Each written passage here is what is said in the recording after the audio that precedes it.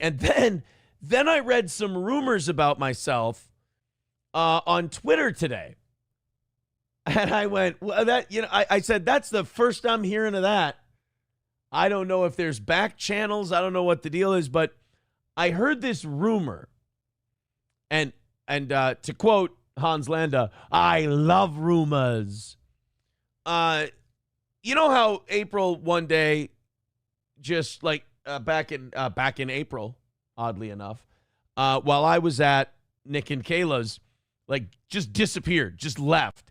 And she was actually coming back here to take her clothes out of the closet and fucking stash them, in their room. And that was like, I was like, and then she writes me a few days later, like she writes me and goes, we can still try to figure out a way. Like we can move into that new house. We can move it. She was talking about the house next door to them, which by the way, if that would have went through, what a disaster of a problem I'd be in. You talk about a guy who woke up just in the nick of time. And it was a combination of me, my children, my other family members and friends. And then also, April kind of pushed the issue with that move.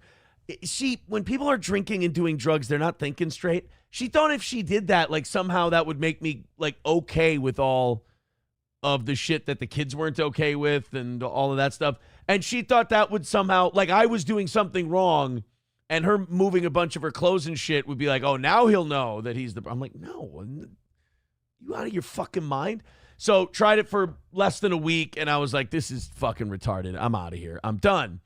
And then I leave because she thought, she was like, we can still, figure out a way to make this work with this scenario. I'm like, no, I'm not having you move your shit out of the house and then buying a house with you. Like, what? Again, sober person, in my opinion, junkie dummies, you pull all your shit out of the house and then you go, we can make it work in this other. I'm not having you just all secretive like a ninja, take all your shit out and then buy a fucking house with you. Are you out of your mind? I've made some bad investments before. By the way, let me know what you pawned that ring for. I've made some bad investments before, but buying a fucking house next to a drug den, with someone who just moved their shit out of your house. I didn't know that there was a whisper campaign out there. I didn't know this till I checked Twitter today. I didn't know there were rumors out there that I kicked her out. I kicked her out and I left her shit out in the rain. Oh, the fiction section can be fun, as they say. I was like, what? And now, one thing I got to teach you guys about Twitter. Don't be like Nick. Don't try to correct every rumor and try to control what people say. Be healthy. Do what I do. Those are two conflicting ideas sometimes. I understand. I get to talk into this all day, right? I get to give my opinions. I get to say what I think. I get to tell my stories. The people on Twitter get to do the same thing. So don't go correcting every record. First of all, you'll get exhausted. Second of all, they get to talk their shit too. That's part of the deal. It's only fair. So I get this rumor today on Twitter that he kicked her out of the house. It sounded like a sad fucking cartoon. Like he kicked her out in the rain and threw all her stuff out into the rain and all of this shit. And I'm like, who the fuck is making this shit up? Now, first of all, let's clarify what happened. April and I were getting divorced. To me, when someone moves their shit out of your house, it's over. It's done. And then she sends me this message about how in the other house, we'll figure out how to work together, whether it's romantically or not. And I'm like, are you out of your fucking skull? What a gay F word I would be. So now we're getting divorced. The papers are being signed. She's coming to get her stuff. Now, this is before they get arrested. It's just a divorce. We're clearing out. It's fine. Whatever. Just get your shit and leave. So she comes and we're messaging back and forth, negotiating what she can take, what she can't, because there's some things that when she moved in, they were hers. And then there's other things that we got together. And then so all of that. So at first I was like, could you not take this? Could you not take that? Because the kids use it, and I'd like the kids to have their shit. I don't want them to go without while I'm looking for new shit for them. So could you leave anything that the kids use? And then she goes, yeah, I don't want to, put strain on the kids. I'm like, okay, that's fair. We got that. And then I felt really bad about that. So then like the day before I was like, you know what? Walk through. Here's the fair thing. Walk through, take whatever you want. Whatever you feel is yours, whatever you think you're entitled, just walk through. Basically, I said, I'll give you one walkthrough, take it, whatever. So she tells me what she's going to take. And she actually ended up taking less than what she said she would take. And I thanked her. And like I said, the night she came and got her stuff, we had very nice interactions until about like 10 or 11 that night. It got nasty again. So I don't know what happened. I don't know if someone else got her phone. I have no idea what happened, but it was just totally the old April was back for a couple of hours, and then it was just schizoid. I have them right here. So then she comes through.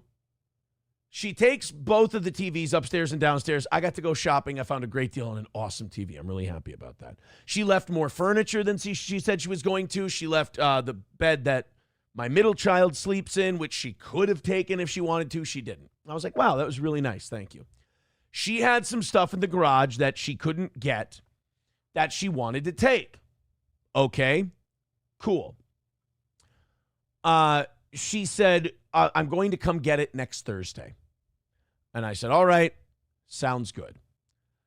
That Thursday, I put the stuff out in the driveway because I thought it might be easier, my vehicle being in the garage maybe at the time, and the garage kind of being a mess because it's got kid shit in it.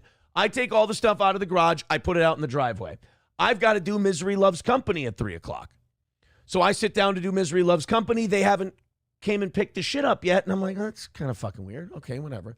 I sit down to do Misery Loves Company. I find out they've been arrested while I'm on MLC at like 5:30, 6 o'clock. It's already raining outside. So I'm like, oh, that's not good. So do I have to go take her shit out of the driveway because she got arrested with drugs, guns, and children? One of those children testing positive for cocaine, we found out. No, I don't have to do any of that. But I don't want to see a TV that was out there get wrecked and a couple of other things. There were some clothes. So I threw the clothes inside of an entertainment center so those wouldn't get wet. I took the TV and the remote. I put that in the garage. Some of the stuff, unfortunately, got rained on because I was down here doing MLC. I left the entertainment center out there. I figured that would dry. I could wipe it off. There was some fishing stuff. I figured fishing stuff could get wet, and some lawn chairs. Figured those could get wet. So I leave that stuff out there. The big-ass entertainment center, I'm not picking up by myself and moving it 2-3 times. Then they get arrested. Then all the stuff comes out. I share my stories because I'm incensed at this point. I'm being dragged into this. The cops see me as a suspect when this whole thing goes down. I got to, clear all that shit up. And I got to, tell my story, things I saw, the things I experienced. So then the next Thursday, I had told her at this point, look, after she got out, I tried to tell her, you should probably get away from that situation. It's pretty fucking bad.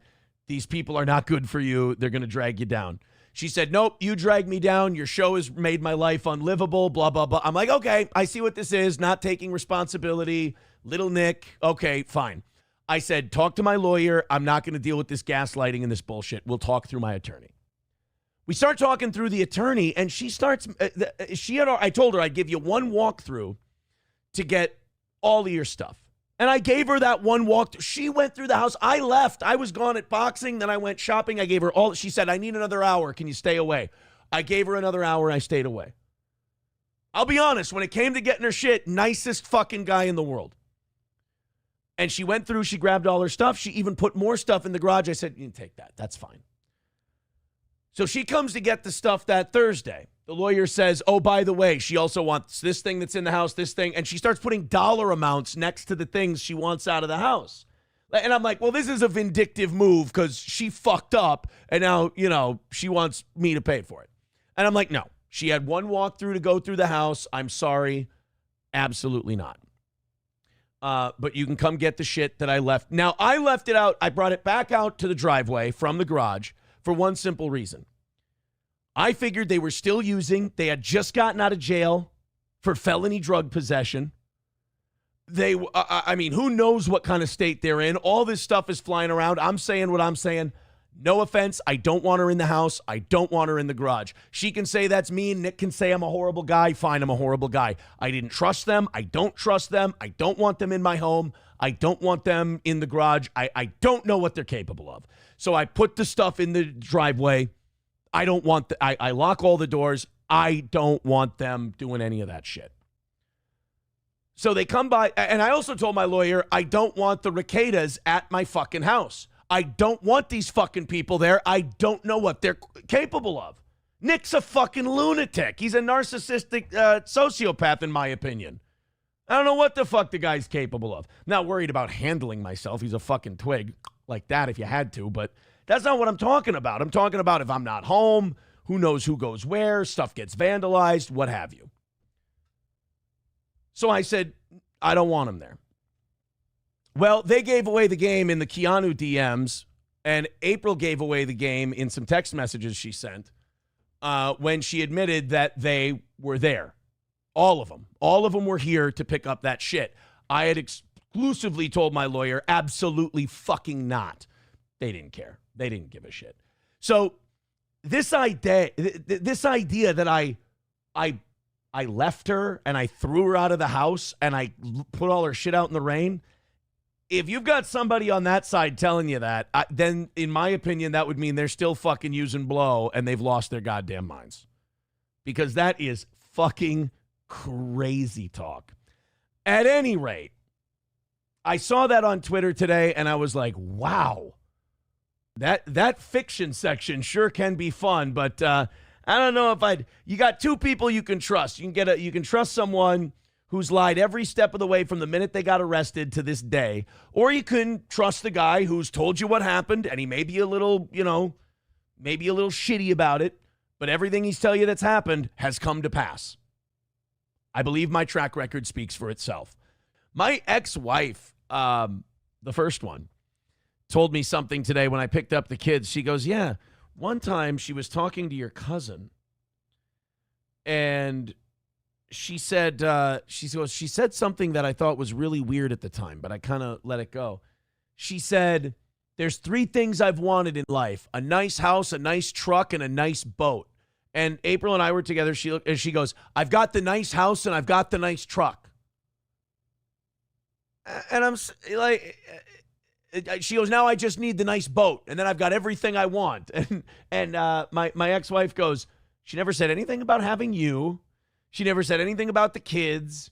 She never said anything about any of that. It was just the house, the boat, the truck. And I'm like, well, looking back, that sounds awfully materialistic. Then I